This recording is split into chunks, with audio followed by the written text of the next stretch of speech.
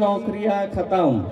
आपका एक छोटा सा उदाहरण देता हूं, प्राइवेटाइजेशन करना मतलब रिजर्वेशन खत्म करना, डिसइन्वेस्टमेंट करना मतलब रिजर्वेशन खत्म करना, जहां जहां रिजर्वेशन मिलता है उन संस्थाओं को बंद कर देना मतलब रिजर्वेशन खत्म करना।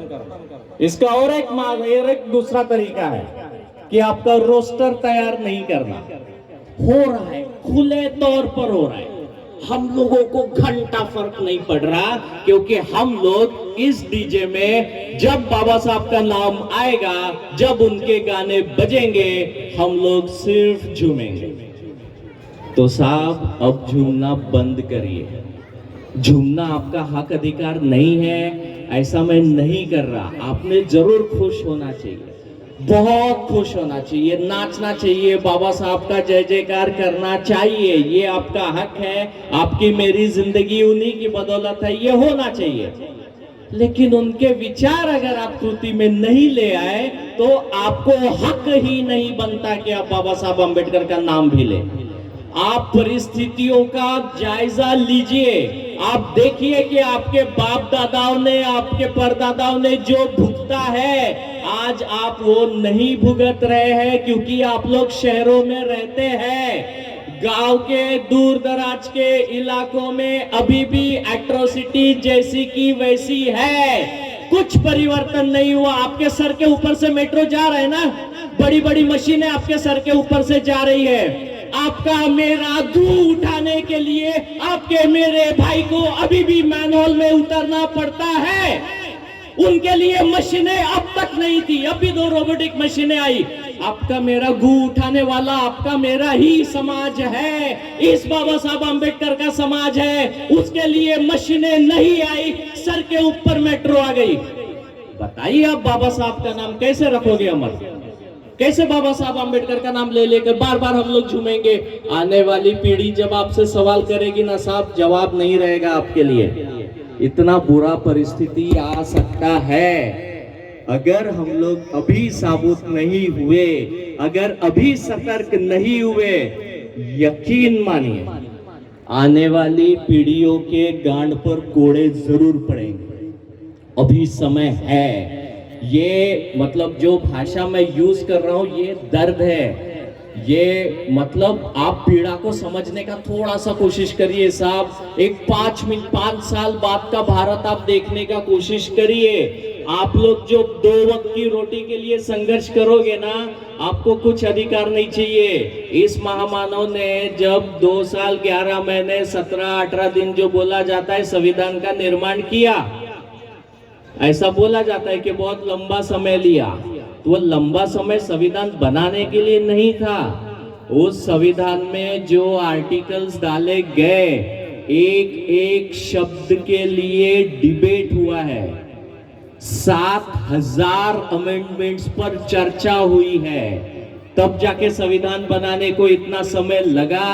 और हमारे देश में जो आरक्षण हमको मिला उसका एकमात्र प्रणेता डॉक्टर बाबा साहब अम्बेडकर का है। शाहू महाराज का आदर्श लेकर जब इस देश में संविधान लागू हुआ तो ऐसा नहीं था कि कलम लिख दी गई, बहुत बड़ा संघर्ष है और सरकारें उसको चुटकियों में खत्म कर रही है। बाबा साहब का नाम है साहब, ताउम्र रहने वाला है, सूरज चांद रहेगा तब तक रहने वाला है। लेकिन उनके द्वारा आपके हमारे लिए जितने भी अधिकार दिए गए हैं सब खत्म हो रहे हैं। अगर वो बचाने में हम लोग सामने में नहीं आए तो बाबा साहब अम्बेडकर का नाम मात्र रह जाएगा। किसी ने कहा था कि आदमी मरने के बाद उसके विचार जीवंत रहते हैं। बाबा साहब कहते हैं गलत है, विचार भी मर जाते हैं अगर उन विचारों को जिंदा नहीं रखा गया। हम लोग कुचल रहे हैं बाबा साहब के विचारों को, जिंदा रखना बहुत दूर का बात है, कुचल रहे हैं हमारे खुद के पैरों से। कैसे विचार जीवित रखोगे?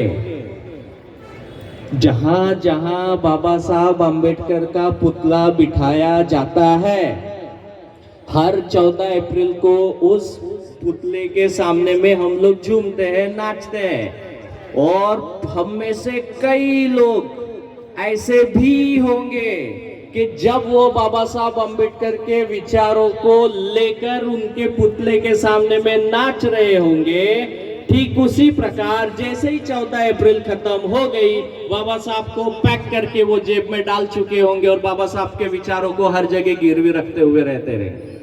ये हम लोग देखते हैं। और अगर ये नजारा बदलना है तो बाबा साहब अम्बेडकर का नाम उनके विचारों के साथ अगर ले सकते हैं तो बाबा साहब अम्बेडकर का नाम लीजिए, वरना दुनिया पड़ी है उनका जय जयकार करने के लिए। आपका मेरा जरूरत नहीं है। अभी अभी विधान भवन पर जब मोर्चा लेकर गए, हम में से बहुत सारे लोग नदारत थे, अपने ही धुंध में कहीं पर थे। हम लोग उस आंदोलन का हिस्सा नहीं बने। इस सरकार ने अंबाझरी आंदोलन का डॉक्टर बाबा साहब अम्बेडकर का सभागृह उद्ध्वस्त किया, हम लोगों को फर्क नहीं पड़ा। आंदोलन हुए, वो वापस लिया गया।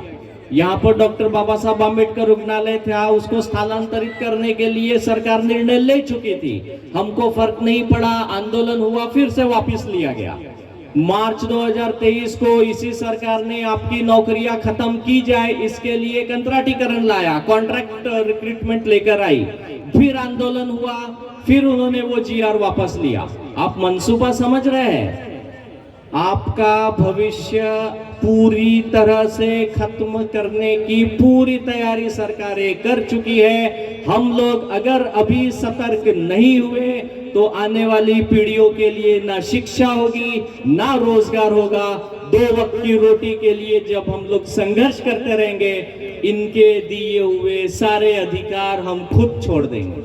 हमको जरूरत ही नहीं पड़ेगी अधिकारों की, सिर्फ 2 वक्त की रोटी की जरूरत पड़ेगी। इनके विचार जस के तस किताबों में बंद कर रख दिए जाएंगे और हम लोग सिर्फ 14 अप्रैल को उनका नाम का जय जयकार करने के लिए सड़कों पर उतरेंगे। बाकी 364 दिन 2 वक्त की रोटी के लिए सिर्फ संघर्ष करते हुए नजर आएंगे। और अगर ये परिस्थितियां बदलती हैं साहब, तो रास्ते पर उतरिए। आपकी जरूरत हर क्षेत्र को लगती है। आने वाले जनवरी के पहले हफ्ते में रिजर्वेशन को लेकर एक बहुत बड़ा आंदोलन होने वाला है इसी नागपुर की भूमि पर। अगर आप आंदोलनों में खड़े नहीं हो सकते तो ये महामानव संघर्ष का प्रतीक है। अगर आयता खाने का आदत हो गया है तो अंबेडकर के नाम की क्रांतियां घरों से करिए। घर में बैठ के क्रांतियां नहीं होती। इंस्टाग्राम पर बाबा साहब अम्बेडकर का गाना पीछे से बजवाने ला और मुंह हिलाकर बाबा साहब अम्बेडकर की क्रांतियां करना नहीं होता साहब। रास्ते पर उतरना पड़ता है, आंदोलन में भाग लेना पड़ता है। और अगर हम लोग ये नहीं कर सकते तो जय भीम बोलने के आप हकदार नहीं है, ना आप ना मैं। अगर जय भीम लेना है, अगर जय भीम करना है, बाबा साहब अम्बेडकर का नाम लेना है, वो नाम लेते समय फक्र महसूस होना चाहिए, आपको अधिकारिता होनी चाहिए, आपके अंदर से वो आवाज आनी चाहिए कि मैं हकदार हूं जय भीम बोलने का। और अगर हम लोग बाबा साहब अम्बेडकर के वैचारिक आंदोलन में खड़े नहीं हो सकते तो जय भीम बोलना बंद करें। बाबा साहब अम्बेडकर का नाम है, वो था, ताउम्र रहेगा। जब तक सूरज चांद है तब तक रहेगा। इतनी बड़ी कीर्ति इन महामानव की है। आपका मेरा जरूरत नहीं है। आपका मेरा जरूरत है उनके विचारों को समाज में रुझाने का। आपका मेरा जरूरत है उनके विचारों को साबुत रखने का, बचाने का, आंदोलन में खड़े रहकर उस आंदोलन को सहभागिता देने का। ये आपका मेरा काम है। आप और मैं अकेला कोई क्रांति नहीं कर सकते। हम लोगों को साथ मिलकर खड़े होकर अगर हम लोग वो नहीं कर सकते हैं तो बंद हो जाना चाहिए। ये जो कुछ भी जुर्म यहाँ पर जमा है ना, ये जितना भी बाबा साहब अम्बेडकर का जो वारसा यहाँ पर हम लोगों को दिख रहा है, अगर वो इनके विचारों को साबुत रखने के लिए काम में नहीं आएगा ना तो सब बेमानी है, सब फालतू है। 365 दिन आप लोगों को कहीं पर भी वो हाफ पैंट पहनकर लोग दिखते हैं क्या? नहीं दिखते यार। पूरा देश उन पर चल रहा है, पूरा देश उनके विचारों पर चल रहा है। जिस समय हिंदू राष्ट्र की संकल्पना पूरी की जाएगी आप अपनी खुद की परिस्थितियों को समझिए। आप कभी सती प्रथा को देखिए, आप कभी मनुस्मृति को देखिए, रोंगटे खड़े हो जाएंगे आपके जब आप पढ़ना भी शुरू करेंगे। साहब, आने वाला समय बहुत बुरा है। आप लोगों का बहुत ज्यादा समय मैं नहीं लेना चाहता, क्योंकि आप लोग वापस से डीजे बजने का इंतजार कर रहे होंगे, लेकिन आप लोगों से एक गुजारिश मैं अवश्य करता हूं इस मंच के माध्यम से। यहाँ पर आपको नचवाने का कोई उद्देश्य नहीं है। उद्देश्य ये मात्र है कि इनके विचार हम लोगों के दिमाग में कहीं ना कहीं जाए। सिर्फ एक विनंती है कि जहां कहीं भी बाबा साहब अंबेडकर के विचारों का आंदोलन होता हुआ दिख रहा है, काम धंधा छोड़ के पहले आंदोलन में सहभागी होइए। जहां डीजे बजेगा, बाबा साहब अंबेडकर का गाना बजेगा, वहां पर डायरेक्ट झूमने लगेंगे, ऐसा मत करिए। थोड़ा सा विचार करिए कि मैं इनके विचारों को बचाने के लिए कहीं पर अपना योगदान दे सकता हूं क्या? अगर आप दे सकते हैं तो जोर से बोलिएगा जय भीम, और अगर नहीं कर सकते ना साहब तो मुंह बंद रखिए। बहुत बहुत शुक्रिया साथियों, जय भीम। से 27 आमदार है, 27 विधायक है विधानसभा के अंदर में अनुसूचित जाति के, शेड्यूल कास्ट के। एक आमदार आवाज नहीं निकालता है। सतेश पाटिल नाम का एक आमदार आवाज निकालता है कि पीएचडी जो कर रहे हैं उनको स्कॉलरशिप फेलोशिप मिलना चाहिए, और उसे जवाब क्या मिलता है? काय दिवे लावणार है फेलोशिप। अबे मेरे बाप ने ज्ञान का इतना बड़ा दिया लगाया था, अगर इसमें ज्ञान के दिए नहीं लगाया होता ना तो संसद के अंदर में, विधानसभा के अंदर में अजित पवार भी नहीं होता मेरे भाई।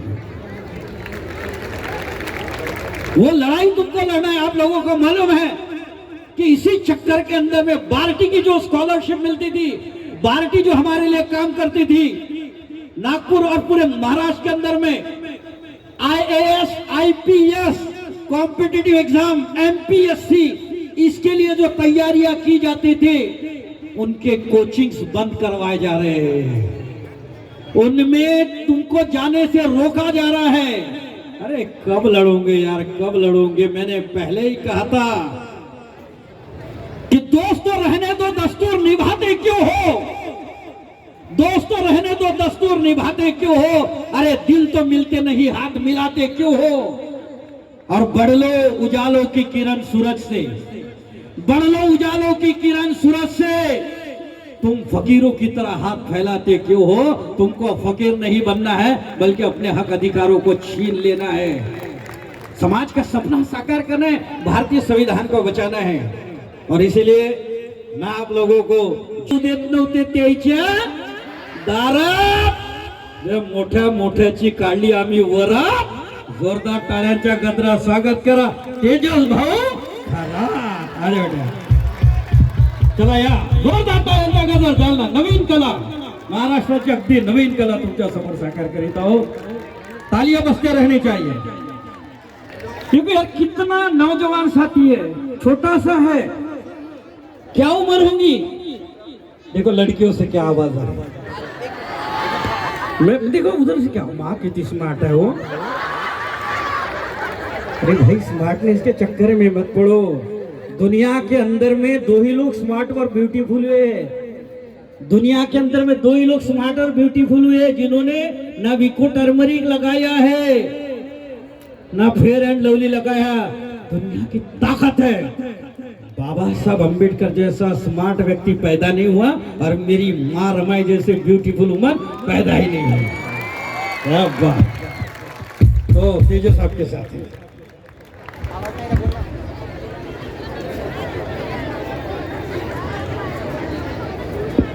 हाँ तो भाई लोग, अभी देखो सर ने तो बहुत अच्छा बूम कर दिए, तो मैं भाई के बारे में थोड़ा इंट्रो देता हूँ। भाई कल नागपुर में आए थे मालूम, और आते बराबर भाई ने दीक्षा भूमि में पहले मान वंदना करे।